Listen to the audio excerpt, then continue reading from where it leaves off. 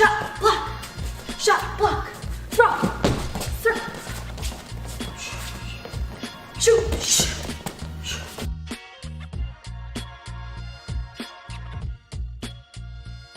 Right, so now we're going to talk about your wrestling stance. And wrestling stance is kind of something really hard to nail down because you're always moving in wrestling and everybody has a different style. And to be honest, wrestling is probably one of the things that I'm still working on myself. But what I can tell you are some things that are true in wrestling across the board. So in wrestling, you do want to have a lower center of gravity.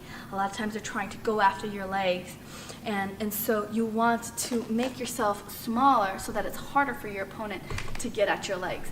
And again, by doing this, you're allowing yourself to have a good foundation to either attack or defend from. So you're going to bring yourself to a lower center of gravity because the majority of your attacks are going to be right here in this area where their core is, or their hips, or their knees. If you can control their hips, you can control the fight. And so the key things to remember in a wrestling stance is that your lead leg is your aim leg, meaning wherever my lead leg goes is where I'm going to take the shot. I can step between your legs and I'm going to go for a double. I can step around the legs and then it's a different type of double, okay? So wherever your lead leg goes is where your shot's going to go. So this is your aim leg and your back leg is your power leg. And what I mean by that is that's where you're going to explode from. Very similarly to Taekwondo, you're using your back leg to explode forward and close the distance, right, from point A to point B instead of kind of shuffling in very slowly, which your opponent in wrestling is going to see. You need to be able to close that distance as fast as you can. So you need to explode in, and that's what your back leg does. It allows you to explode in. It's very important in wrestling to understand the penetration. Wrestling is a very explosive type of fighting. And so if you aren't explosive, then your moves become telegraphed and then your opponent is able to capitalize on your slowness and they'll turn the tides on you and get the points. So you want to be able to be really explosive in your movements. So we're down low, aim leg, power leg, and your hands are up high and kind of in this vicinity for a couple of reasons, because you're wanting to guard your face and you have the ability to drop down and guard your legs, and you have the ability to hand fight. So a lot of hand fighting in wrestling, you want to make sure they're here and accessible so that when they reach out, you can grab them before they grab you. All right? So this is just a basic wrestling stance. And if you watch wrestlers, you see a lot of them switching stances. And the reason for that is because I'm trying to take your leg. And if my leg is stationary in one spot, like in boxing the majority of the time, then it's there for the taking. But if I'm constantly moving my leg, it's going to be harder for you to take it. So one drill that you can do to try to get better at your wrestling stance is here. 1, 2, 3, back, 2, 3. It's kind of like a capoeira, really, but it's bop, 2, 3. Again, keeping your hands up and being aware of your opponent in front of you. Bop, bop. Always on the balls of your feet so that you can explode forward. Pull back, okay? So switch, explode, back. Switch, explode, back. Switch, explode, back. Now we're going to work another drill. So you're here, and we're going to touch down. And what this touchdown is doing is teaching you to block their attack from your foot.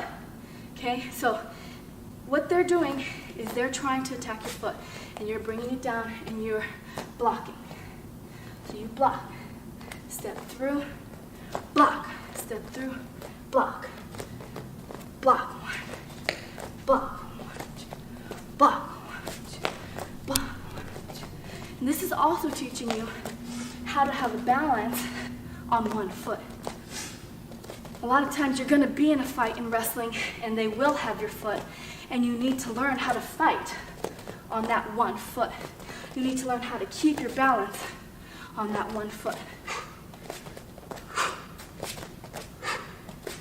So just like in boxing, when you're shadow boxing, you can do the same thing in wrestling. incorporating the blocks,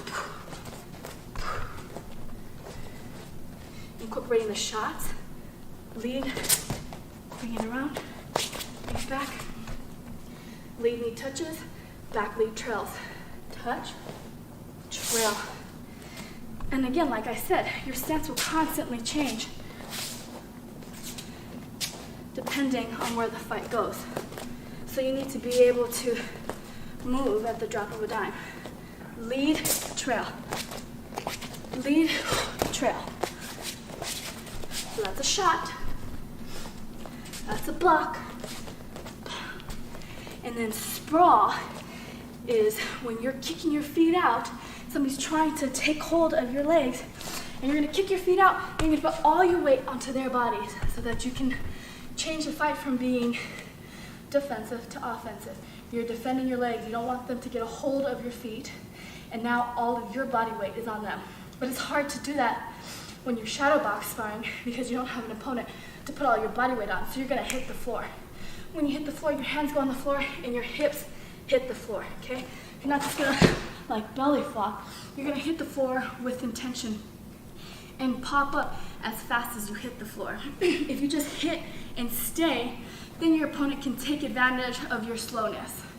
So what you wanna do when you sprawl is hit the floor and pop up and take an angle. So we're here, we call sprawl, hit, up, hands up, guarding your face, guarding your legs, and you're gonna circle off. You can either do it with both hips, you can do it with your left or your right hip, depending on your comfortability and also depending on the situation. So a drill that you can do is shadow box wrestling.